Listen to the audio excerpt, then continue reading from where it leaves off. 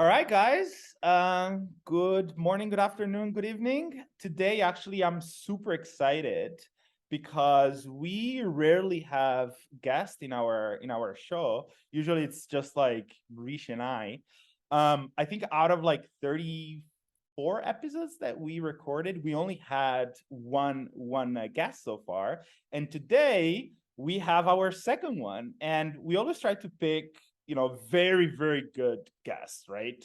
We never want to, okay, like boring ones. We wanted to like cherry pick who we bring on the show. And the person that you're seeing, for those that don't know him, his name is Johann Van Tonder, and he's the CEO of AWA Digital, which is an experimentation agency based in the US, UK, and South Africa, which is where Johann is based. But he's also the author of a CRO and experimentation book, which I highly recommend. I actually read it before even I met you, Johan. And the name of the book is E-commerce Website Optimization. He recently came out with the second edition, maybe like the end of 2020, I believe. So I'll put the link into the notes. Highly recommended to read it. And the reason why I wanted to bring Johan today is because we're going to talk about something that I haven't found any content around in relation to experimentation and CRO. And when him and I met 2 years ago and started building a relationship, and then you talked about this whole concept maybe like 6 months ago when you came to London for business purposes, and you told me about the rabbit hole you have been going down to. I was like, oh my God, I want to learn everything about it. So, well, welcome, Jan.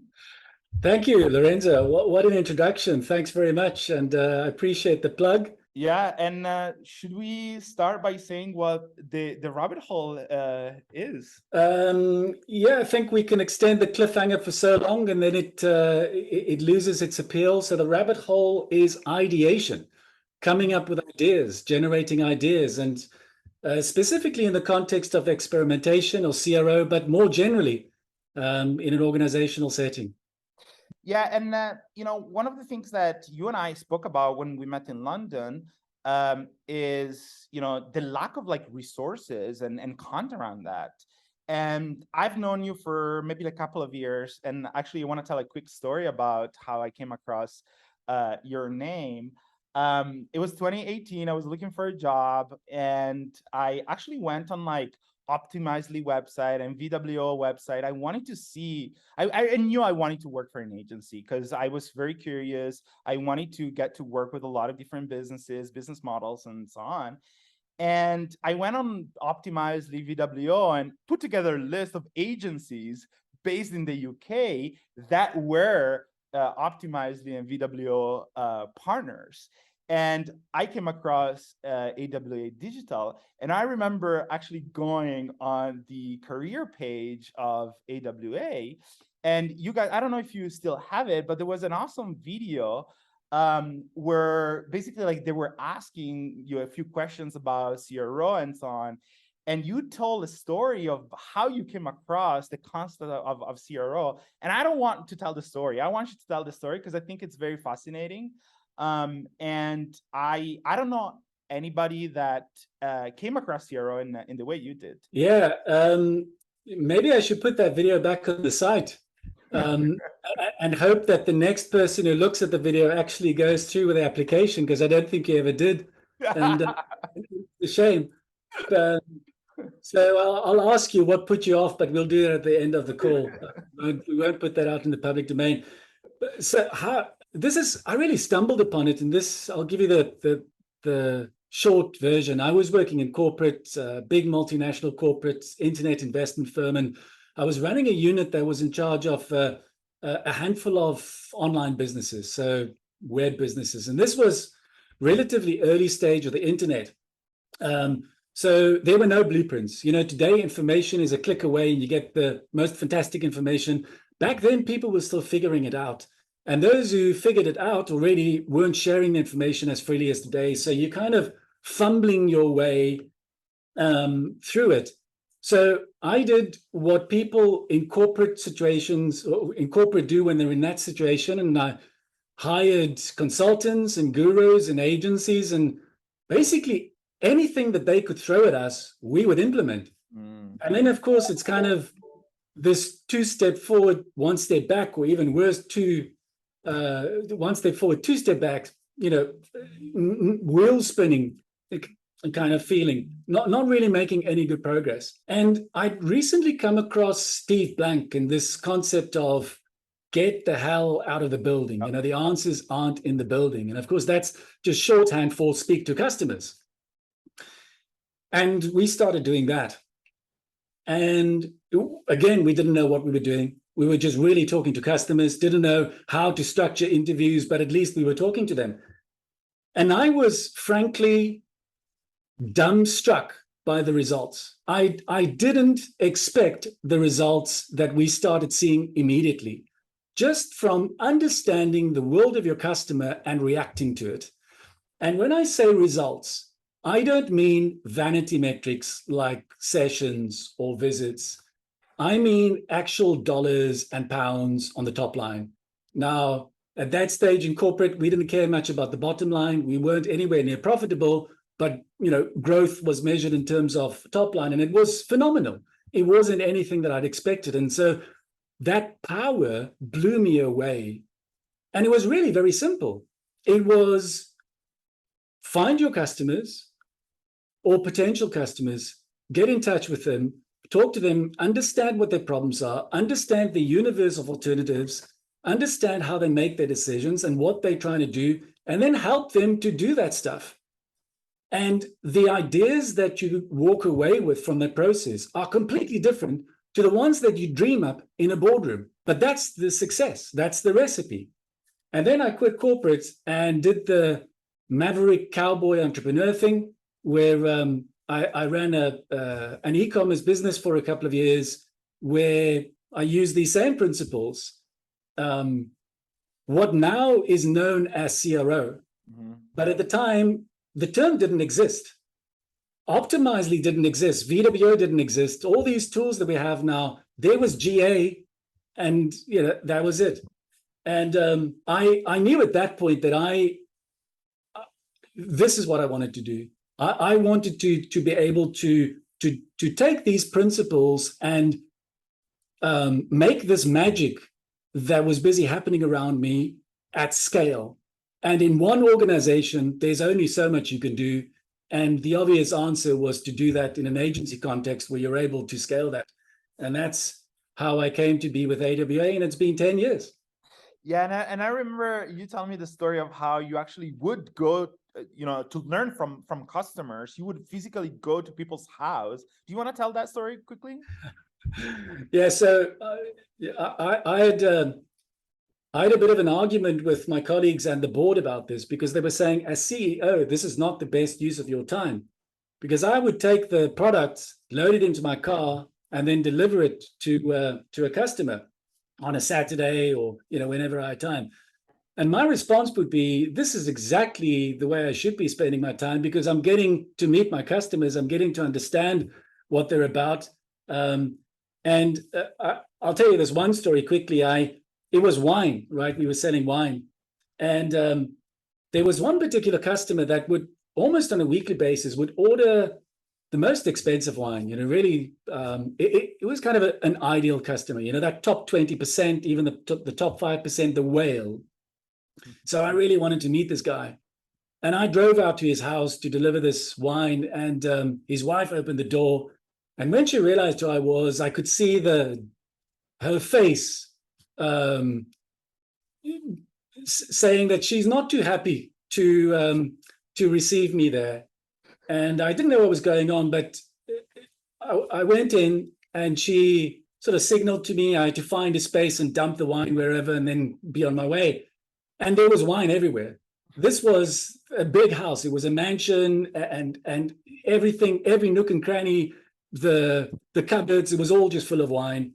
And I made a space, dumped the wine in there, and left, and then tried to get hold of this guy, and eventually managed to get him on the phone. And in speaking to him, I discovered that when he buys this wine, he buys a future moment. He buys, so he says to me, I'm having a dinner and I'm dining clients, really important people in my life. I want to impress them. So I give them a good experience that night. I get a chef, we give them a good meal, and then I take up this wine, and it's 3 or 4 different types of wine. And I tell them the story of this wine, and I show them this label, and I tell them just how exclusive and special this wine is. And then I asked him about this event that he had in mind. And it turns out there is no event. It's just in his mind. He's buying a future moment that doesn't yet exist, but it's that idea that he's buying. And it completely reframed my thinking of how to sell specifically to that segment. I mean, that's not the way you would sell to everyone, but the segment that was appealing to us, it rewired the way we thought about that. We would never have stumbled upon that insight without getting the hell out of the building. Yeah, I love your story, Johann, because it's almost like if you applied, actually not almost, you applied CRO and experimentation to fix the business and bring it profitable as well, right? Because I remember you guys you bought the business that was kind of like failing or something. Do I remember correctly? Yeah. It had a short runway left. I mean, it was doing okay, but it had a short runway left, and we had very limited time to kind of grow that. And it's the same story as I mentioned earlier. How do you grow that? The only thing I know, and it's now 12, 13 years later, 15 years maybe if you count the corporate as well, the only thing I know to this day is about growing a business is talk to your customers, understand their world, and map on top of that. And it's always worked for me, and it worked in that context as well. And I've seen it many times since then with my clients as well. And of course, it's nuanced, and it's that's oversimplifying it, but you talk about CRO and experimentation. I think there are a couple of overlapping disciplines, because a product manager will listen to this and go, well, that's product management. A UX person will have the same response. And so I think you have these overlapping disciplines, but that's the common aspect of it, is that anchoring everything to the customer's reality. Totally. Cool. Thanks for sharing the story. Now I want to talk about the rabbit hole of the whole topic of ideation. So first, I guess my first question is, why is ideation even important? Why should we even care and discuss the concept of ideation when it comes to experimentation and CRO? Yeah, because it isn't something that's talked about a lot.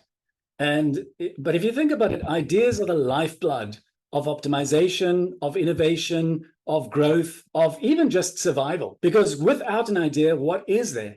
There's nothing to act on. There's nothing to test, nothing to implement. So every day you are coming up with ideas, and perhaps you're not consciously thinking of it, but that's your reality. You're already coming up with ideas. You're already acting on ideas.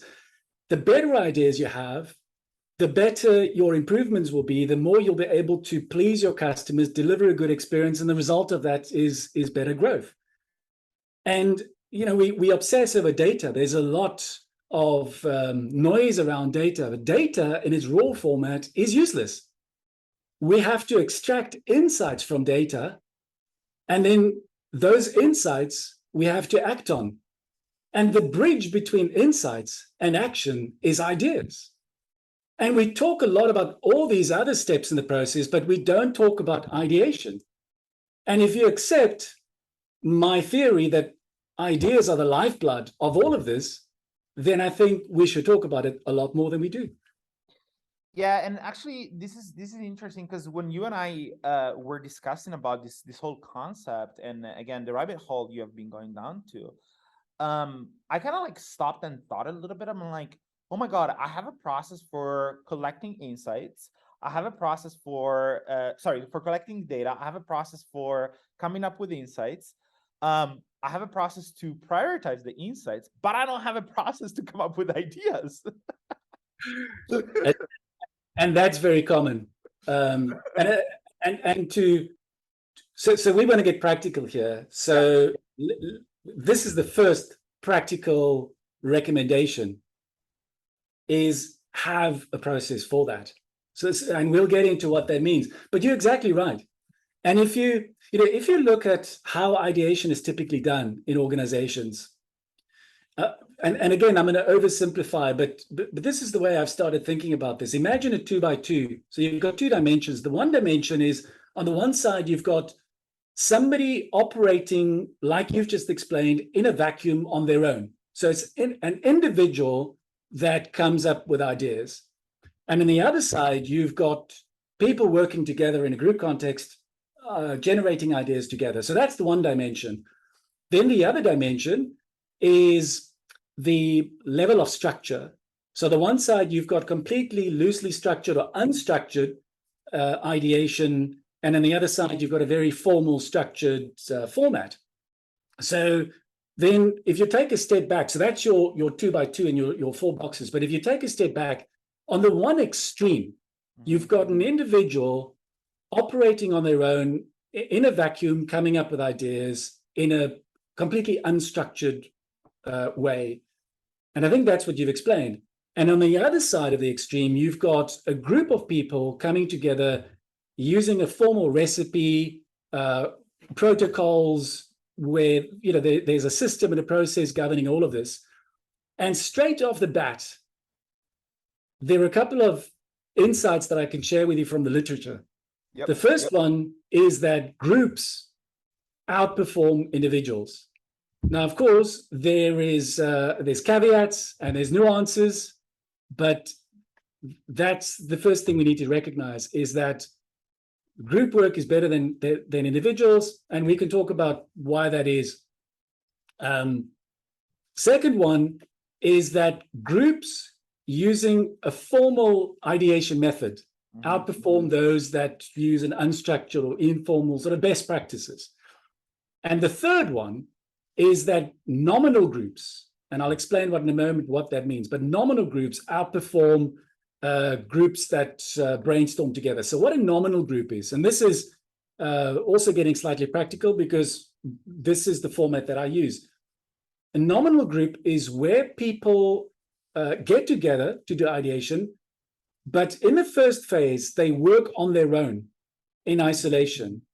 And then in a second phase, they share those ideas in a group context. But that nuance is very important. And so based on all of this, what we've said so far, if you think about a good, where you should sit on that 2x2 matrix that I was explaining earlier, listening to everything I've said so far, you would lean towards group work and more nominal group work, and you would lean towards a more formal, structured ideation method. There's a lot of detail there, and I'm sure we get into it. Yeah, and I love how you went about looking for a solution about the whole ideation process and how you went into the literature, right? And for me, it's like super interesting how there's a lot of answers in the literature that we're not even realizing, right? Because maybe like our autopilot content kind of like source is, YouTube or courses or blog posts, blah, blah. And we don't think about literature as a potential source for, knowledge and learning something. I think there's a lot we can learn from scholars, and you've got to. I'm a sucker for a peer-reviewed article. I spend weekends just reading, latest journals and peer-reviewed articles. But of course, our interest is practice and practical value, and many of these studies are done in a laboratory environment, right? So I gravitate to studies that have been done in the real world, but are based on laboratory work, so bringing the best of both worlds. And something like ideation it is very practical in nature, but there's a lot of theoretical concepts that we can apply in practice. And I'm sure we'll talk shortly when we get into the details. We'll talk, for example, about cognitive biases. So that's a purely theoretical construct. And we all know cognitive biases. We talk about it a lot in our world. But you've got to understand the theory in order to figure out how you'll deal with it on a practical level. And so I think you're right. It is important to process that maybe slightly dull academic literature, because I think there's a lot of practical value we can get from it. Yeah, and let's talk about so you were talking about like the whole concept of group when it comes to like ideation and so on. I have a question about like how do you go about coming up with that group? What kind of people would you involve in the group? So the most popular group methodology is brainstorming. And I think brainstorming has become a bit of a misused label. I think people use it loosely now when a few people get together to kick around some ideas, they call that brainstorming. Well, that's not really brainstorming. That's using a label for something that doesn't represent, that doesn't come close to representing what brainstorming is. Before I talk about group work, let me just quickly say, what is the problem with individual work? Because that leads us into group work, and then we'll talk about the detail of that. But this is quite intuitive to understand, the problem of group work. The three of us on this call, if we attack the same problem, of course, we're going to come up with different ideas related to that problem. Given our own backgrounds, our own experience, our own personal makeup, it will lead to completely different ideas. And maybe there's some overlap, but I've seen this enough times to know that's the truth. Now, who's to say that my idea is better than yours? And that's even the wrong way to think about it, because what typically happens is that your idea sparks something in me that generates a new idea. So, one way I explain this often is, imagine walking down a corridor, a hallway with doors on either side, like a hotel hallway. And each door represents a different idea, right? And so you can walk into each of these different doors. You probably won't do that. You probably just go to the first door, maybe the second, the third, and the rest of the doors will remain untouched. So you've not explored the universe of ideas open to you. There's another hallway right next to you, and that's where you, Lorenzo, is. And there's another hallway next to that, and that's where Rishi is. And so we're all in different hallways, and we've all got this different pool of ideas that we can tap into, but they're completely different settings. That's one hotel. There are other hotels. And so, so it's the entire universe of ideas. As an individual, there is absolutely no chance you can ever come close to tapping into that. That's why group work is so important, because now you've got, and this has been, there's a lot of studies on this. There's a lot of research on this that talks about the benefits of bringing together groups of diverse backgrounds. So that diversity is one important factor there. And what that means for us in CRO or experimentation or product is different teams working together. So what we do, for example, in our agency is we'll have one or two people from the agency. We'll have an engineer. We'll have somebody from the client's marketing department, somebody from the product department.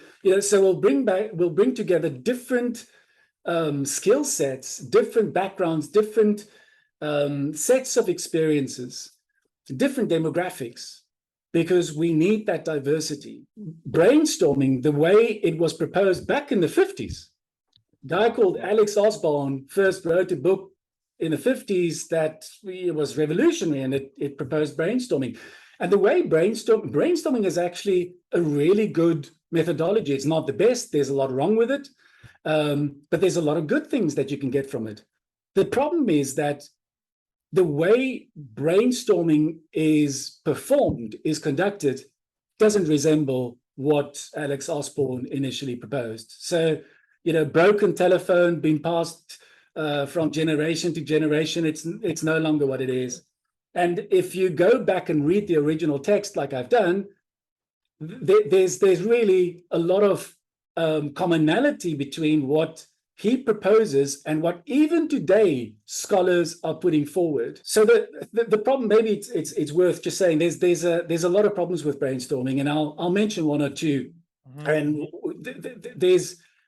it's another call on its own, so I won't go into the detail, but it's useful to know the weak spots of brainstorming because it brings us a step closer to an ideal solution in our environment today. One of the problems with brainstorming that's worth talking about is something called production blocking. And production blocking refers to the suppression of ideas because only one person can speak at a time. Now, let me explain that, because I know that's a mouthful, and I'll try and stop using any jargon. So during brainstorming, obviously only one person speaks at a time. While I'm expressing my ideas, you're listening to me. And so in that moment, clearly you can't express your ideas. You're listening to me. And as a result of that, the filters go up in your mind. And you go, oh, yeah, my idea isn't as good as that. Or maybe based on what Rishi has just said, compared to that, my idea isn't as original anymore. So that's the one problem that happens. But the other one that I found more interesting is you lose your train of thought. And this has been proven by science. And there's decades of, there's really a lot of, this is well documented, that while other people are expressing their ideas, you kind of get lost in listening to their ideas. And what you would have said, you no longer say. So it's lost. It's lost forever. That idea that would have been there and that may have been the spark that the group needed is now gone. So that's obviously the one thing that we need to overcome in this solution, in a practical solution. And the solution that I'll mention in a moment does overcome that. The other problem that I think is worth mentioning quickly, and it's not in relation to brainstorming specifically, it's more general in relation to ideation. And this is really a fascinating one. It's called the Einstellung effect. Einstellung is a German word. It means in this context setting. And in fact, the English term for this is the set bias, the set cognitive bias. What it means is the following. The way our brains are wired, we tend to stick with familiar patterns and remain blind to the alternatives that are out there. This is back to my metaphor of the hallway with all the doors. We're only going to look in the first door and we're going to ignore all those other doors. And there's really fascinating studies that have been done with chess players to explain this. So we might think, and this is the same with all cognitive biases, we think that, that doesn't happen to us. We're not guilty of that. So scientists, and they've done this study a few times in different ways, looked at top chess players. So these are people at the top of their game. They gave them a chess problem to solve. And then through eye tracking and other methodologies, they discovered what happens in the mind of these chess players when they solve this problem is they lock onto an early solution, a pattern that is familiar to them. And then they scan the board. And this is what they do. When you look at the eye tracking results, they do actually scan the board. But when you look at the brain activity, they're not really engaging with that. They completely bought into that first idea, that first pattern that's so familiar to them, and they ignore all the other possibilities, including what is objectively ranked as the most effective strategy. The top chess players miss the most effective strategy because they lock into familiar patterns. So, it's clear what that means to us in an ideation context. We start ideating on a problem. We knock on that first door in the hallway. We never leave that room. We stay in that room. What happens is maybe we come up with different ideas. And actually, when you investigate it, you'll find that it's typically just variations of the same idea. We convince ourselves that we've come up with different ideas when in fact it's just different variations of the same theme. And so that's another example of a problem that we want to overcome. Now, quickly, I know I'm talking a lot, so I'll wrap this up. It's great. I'm taking crazy amount of notes. So that, again, there's a lot more we can say about this, but what it means is it makes sense to involve more people. Mm-hmm. And what you want to, in your solution, that whatever solution you apply, you want to shoot for diversity.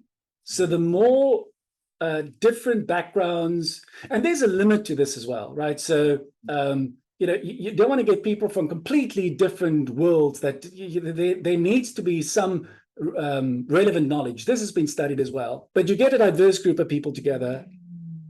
You may have heard the phrase quantity breeds quality. It's definitely true in this case. There is some debate in the literature about this, but there is a lot of support for this. And there's a framework that I won't go into, but it's called the BIT, the Bounded Ideation Theory, if people are interested in geeking out and looking it up. And that theory explains the factors that govern this relationship between quantity and quality. So the reason I mention that is that we don't need to have this debate between quantity and quality. We know what the factors are that impact it, and we can work within those constraints and use it in a sensible way. And the last one I want to mention, so we've so far got diversity, secondly, quantity over quality, and quantity breeds quality. The third one is crazy ideas, the power of crazy ideas. Rishi's favorite, by the way. Say again? Rishi's favorite. Yeah, Rishi's favorite are crazy ideas. We'll talk about that in a moment, but that's kind of at a high level. That's the constellation of factors that makes a good group ideation session. That's fantastic. I have a question about like the diversity of people. Is the diversity factor maybe mainly the role within the company, or have you come across it? Maybe examples, maybe like personality difference. Maybe one is like more introvert versus another one that is more extrovert. Or is it mainly focused on their role and maybe like how close they are to the customer and so on? It's less the personality. There's some research on that, but it's less the personality and more the in our context. In a different world, it may be different, but certainly in CRO and experimentation and in our world, it's more about their role and their exposure to the problem. And their proximity to the customer, most definitely. But I actually try to have a balance. In my ideation sessions, I try to have some people who are on the front line, daily communication with the customers, but I also try to have people who are in the background and who don't have that. And it's to introduce that diversity. So it's more about functional diversity as well. So people from different departments. I think primarily, so the way I interpret the studies and the way I make sense of it in my world is the primary factor is functional diversity, and then maybe a second factor would be hierarchical diversity, but it's primarily functional diversity. And then, do you have a moderator as well that runs these sessions? Because obviously, there has to be somebody that drives them, right? Yeah, definitely. And that's one of the success factors that comes out of the studies as well. It is important to have a facilitator. Some scholars go as far as to say that facilitator must be trained, and some go as far as to say that they have to come from an academic background, not from an industry background. And I think the reason they propose that is because of that rigor, that driving the process. In my experience, I don't think that's necessary, but I think it's important to have a facilitator. It's important for the facilitator to understand their role and to to take that seriously, because you can imagine, we've all seen this, that one voice can dominate an entire session, and your role as a facilitator is to structure that. And actually, when you've got the recipe and when you've got the formula, it shouldn't be necessary to be too strict about that. The kind of rules take care of themselves if the structure is explained to people in advance. But sometimes you have to step in as a facilitator and just bring order to things. The way ideation sessions, well-structured ideation sessions run, is everyone gets an equal chance to speak. Everyone gets an equal chance to share their ideas. And that's really critical. Cool. Well, I asked a lot of questions. Rishi, do you have anything in particular you want to ask? Yeah, my job in this interview is to actually be a representative of our audience, many of which are young practitioners who are getting started with their journey. So I'm going to ask you a question, which is, you mentioned, these research, these peer-reviewed articles that you kind of geek out about. And I think a lot of people, myself including, are saying that sounds really fascinating. I want to kind of go down this rabbit hole as well. How does one get started? Is this, are you looking for keywords on Google, or are there certain journals that you subscribe to, you recommend people subscribe to, where they can kind of upskill themselves? Yeah, I've got a subscription to an aggregator that brings all of these journals together. But increasingly these things are becoming open access. And one thing that people can try and do is just go to Google Scholar. Instead of going to Google, go to Google Scholar and then type in the keyword and look for what comes up.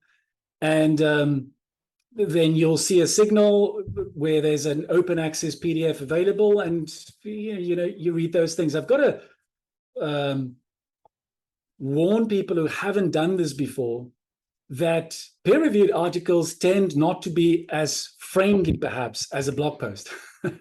Right? There's a specific format to it, and there's a lot of detail there. But if you're a geek, and most of us in this industry are geeks, then that might appeal to you. It certainly does to me. Yeah, I think sometimes people, this happens all. When you were talking, I was thinking to myself, why don't I create more space for myself to actually do these things myself?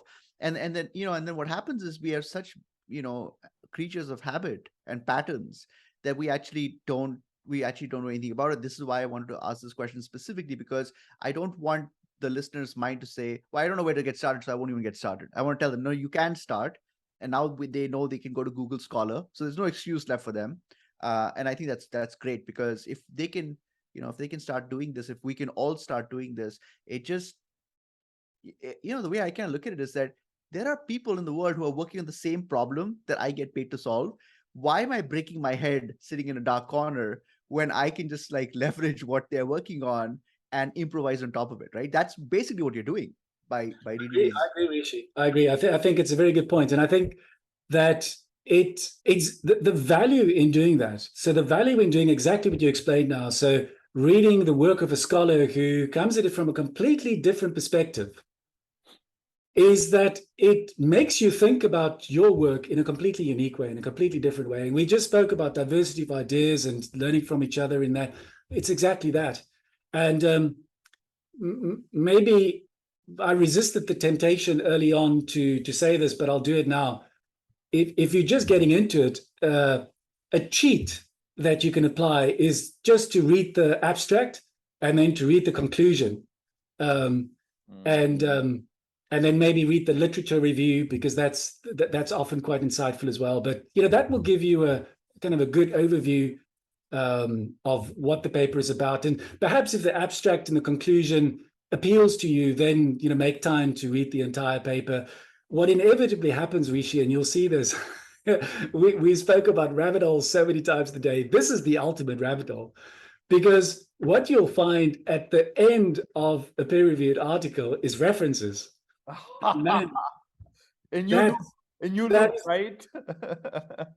It's a weekend disappears like this, where you go one reference after the other, and of course the next article you read which you found in the references, also has a list of references, and so it goes on. That's wonderful. No, I think this is, thank you. Thank you for, one of the, I have another follow-up question. Something that I was thinking about is you were talking about ideation and then you talked about brainstorming. There's a, there's this thing that I've had in my mind. I don't know what the research says about it, so I'd love to get your perspective on it. But I have found that my greatest ideas come from creating space for myself. So when I say, when I have like 4 hours in my calendar, and I say I have nothing going on, that's really when my brain starts, coming up with ideas. Do you have any thoughts and comments about this idea of like creating space for ideation? Definitely. And that's an aspect I haven't looked at in as much detail, but there is research on that. And I think it's intuitive.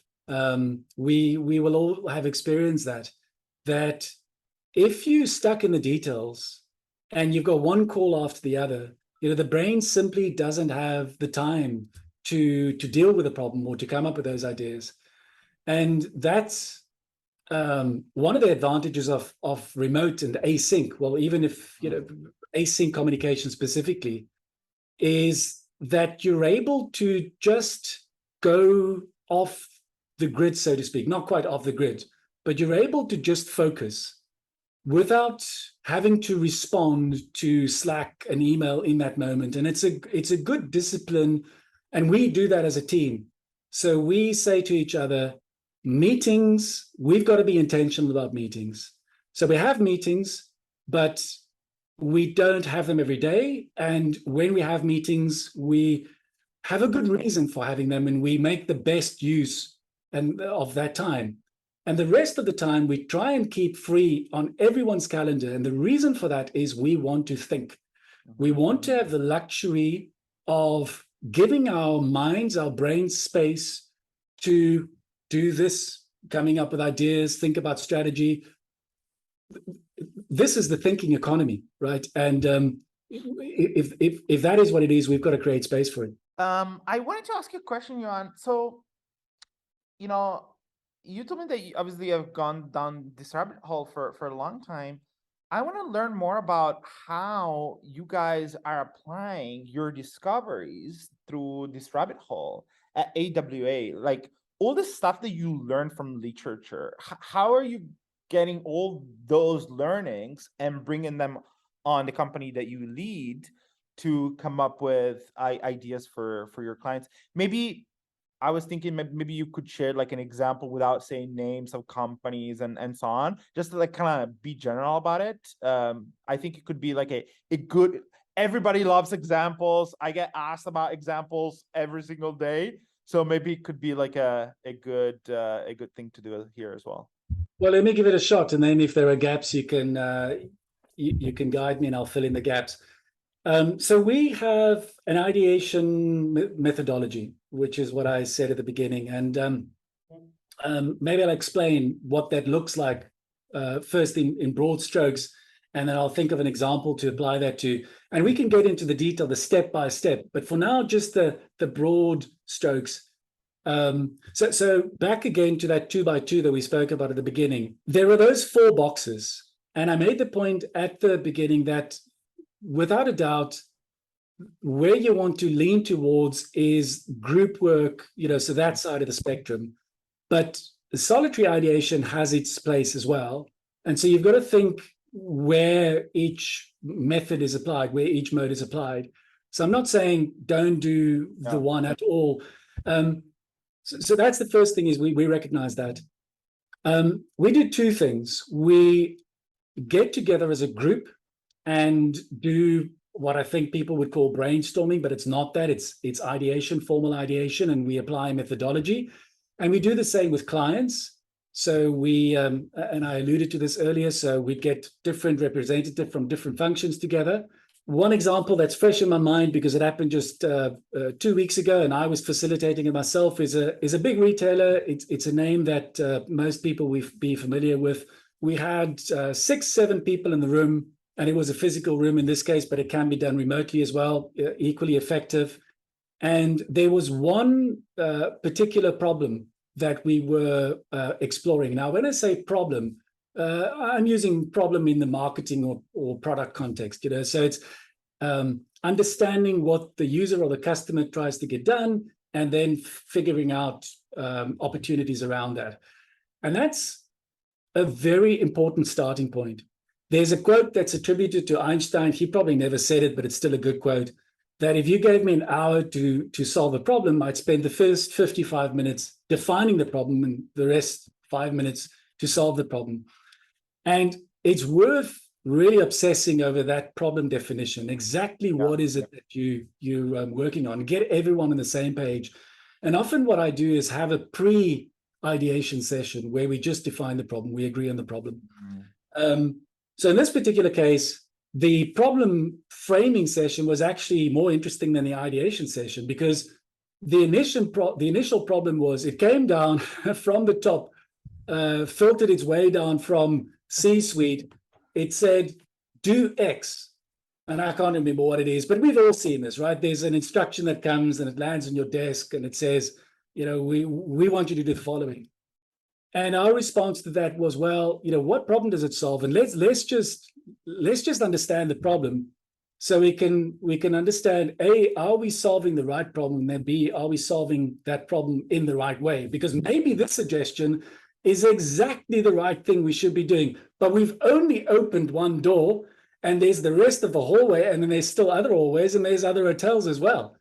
And so we ended up arriving at a completely different way of framing the problem. And that in itself was incredibly useful. And then we spent 2 hours to generate ideas around this problem. And we started with, I think it was about 30 ideas, and we walked away with 3. Interesting. I want to talk literally a couple of minutes about what you just said about the whole problems identification. One of the things that I realize, for example, are out there as a content, or is something that people do. There are like prioritization frameworks, for example, for experiment ideas. But I've never heard anybody talking about how to prioritize problems that you discover throughout your research process. Do you have any experience with any kind of prioritization framework when it comes to problems, rather than prioritization framework like Pi, IPXL, and so on, to come up with solutions?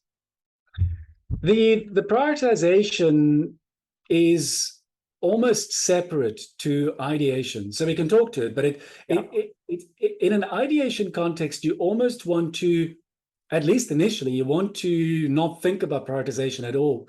You want to, as I said, quantity breeds quality. That's the second principle. And so initially, you don't want any prioritization at all. You're encouraging people to drop any filters, to come up with as many different ideas as possible towards the end. So the way this starts, you would have seen, I'm sure many people will have seen this start with divergence and then end with convergence. So start with many ideas and then narrow them down. And that's the process that we're talking about here. So prioritization comes in towards the end, but the way it's done isn't by applying one of these frameworks. It kind of happens organically. I guess prioritization, where it comes in, is before ideation starts, right? So before you define the problem, and all those, there are so many of these frameworks. You've mentioned some of them. I think that what framework you use is less important than actually using a framework. So now having something that everyone agrees on, and there's buy-in, and you apply it, and sometimes it's really simple. So if let's say in a CRO context, for example, one of the things that's going to force your hand is number of sessions or users and number of conversions, right? Those are very important factors in your prioritization framework, whatever that framework looks like. So all things being equal, you're going to be more likely to go after an opportunity that lives in an area that has more traffic and more conversion activity for obvious reasons. And now that's specific to CRO, but I guess the point I'm trying to make is that prioritization comes before ideation. There are many different frameworks, and you've got to decide what works best in your context. And what I've often found is that it isn't the frameworks that are out there and that you'll get a click away on Google. It's something that often is tailored for your needs. Yeah, this makes total sense.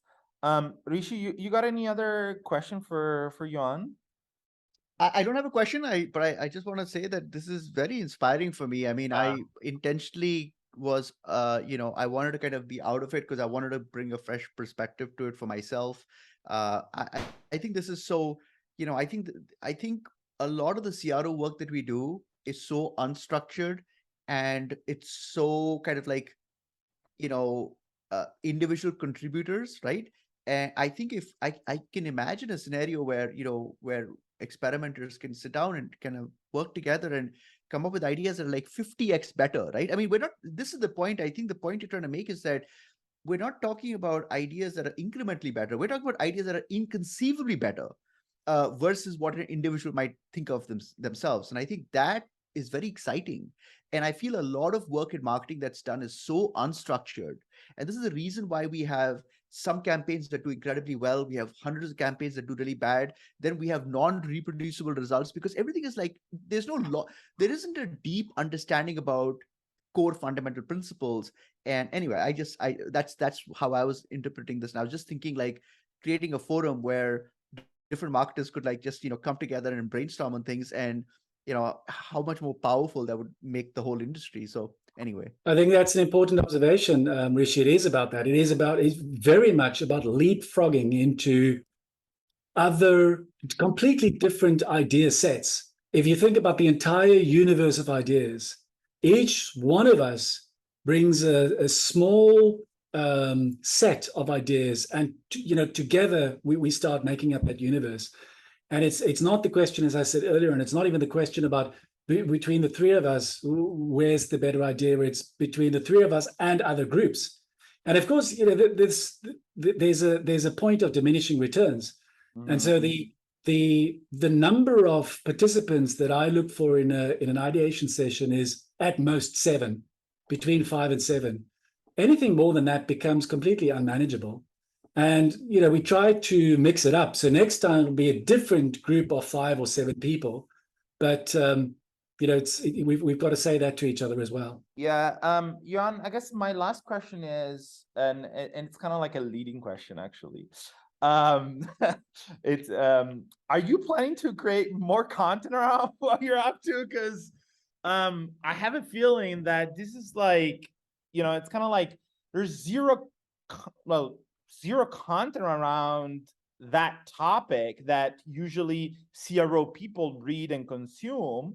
And, I feel there's a demand for it. If not, Rishi and I are super interested in the topic. So we will still, if you don't want to talk about it or share it, just send it over to us. We're super interested in. So are you planning to create any piece of content around this topic? It's happening, Lorenzo. So what I can say is that 4 chapters are done. We keep on using the phrase rabbit hole. This rabbit hole has kept me busy for 2 years, and it's not the only rabbit hole. And then also, I think if you're interested in this content, follow me on Twitter, and maybe you can put it in the show notes, because that's where I'll post links to or snippets as it goes out. Cool. No LinkedIn for you, right, Johann? I'm more of a Twitter creature than I am a LinkedIn creature. I know. Cool. It's been fun, guys. Seriously, thank you for coming over, Johann. And hopefully people found a lot of value into this. I did get it, because again, there's like a topic that nobody ever talks about. And there is like a hole in the market in terms of content because nobody ever talks about this. So people don't have processes around ideation. So that's why I was super excited about having you today. Well, thanks, Lorenzo. Thanks, Rishi. It's good to talk about this. And I mean, we've scratched the surface. You know, there's another hour that we could squeeze out of this, and even then, we will have scratched the surface. 100%. No, thank you very much for your time today. This is truly remarkable, and it just opens a whole new city for people to explore. So Thanks, guys. Good to talk to you. Thank you, thank Jan. you. Bye-bye. Take care. Cheers.